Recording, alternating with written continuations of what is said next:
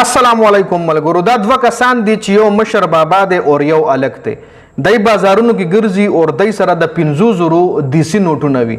دا ویډیو دکاندار حضرات ضرور وګورئ. صرف دکاندار نه، هر سړی دا ویډیو وګورئ. کې دې شي داسې تاسو لم څوک مخه دراشه او د لوی د 5000 روپو د ماته در سره شته دی او دیسی نوټ در نه در کې او اصلي پیسې در نه واخلي په بدل کې. نو ځان او خيار کوي. دا ویډیو وګورئ جی. په مارکیټ کې صدا سے کسان اکټیو ګرځي چې سره د 500 دیسی نوټونه وي.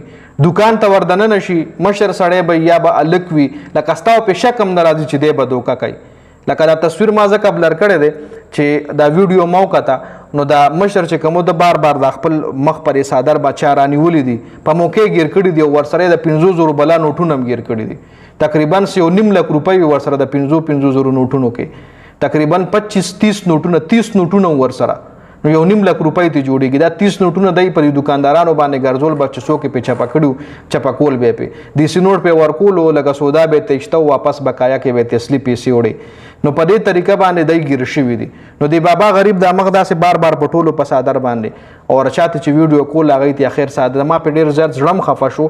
ګوره اکثر چې کلم ځان له دعا کوي نو اکثر دا دعا پکې کوي چې الله خاتمه مو په عزت باندې وکي، اخر جون مو چې کوم دی مو په عزت باندې تیر کې.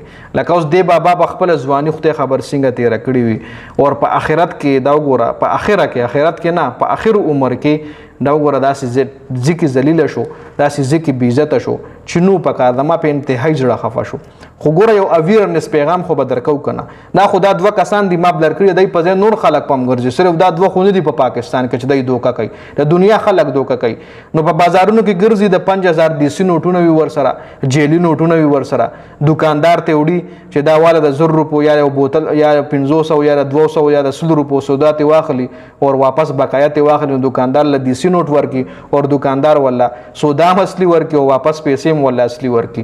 نو بیا چې دکاندار کلستر کې غړ شي یا ماخام یا چاله ورکی دغه نوټه وغیرہ کس ولا و چې ما دا نوټ خو دراله دیسی را کو دکاندار هغه ټیم په ځان را باندې کې چې دا خو مال فلانی را کړو دا یا چا را کړو هغه نه ایری. نو بهتره دا څومره هم دکاندار حضرات یې نو کوشش کوي، کوشش نه بلکې شور میک اټ شور چې څوک هم دل راضي نو نوټ چک کوي. صرف د 500 نه د 0 نوټم چک کوي، د 500 ایون د 100 روپو نوټم چک کوي.